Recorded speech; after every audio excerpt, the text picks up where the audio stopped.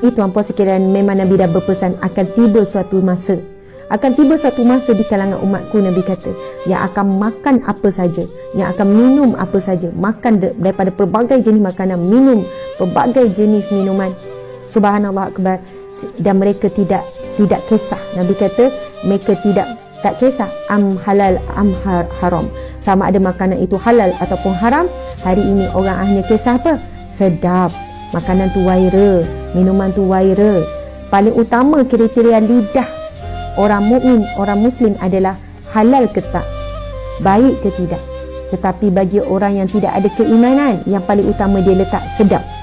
Sedap nombor 1, waira, pergi cari. Halal ke haram nombor 10. Tuan-puan dimati Allah sekalian. Jadi kita sebagai hamba, banyak sangat perkara yang kita kena taubat dengan Allah. Banyak sangat yang kita kena taubat. Dan punca masalah hati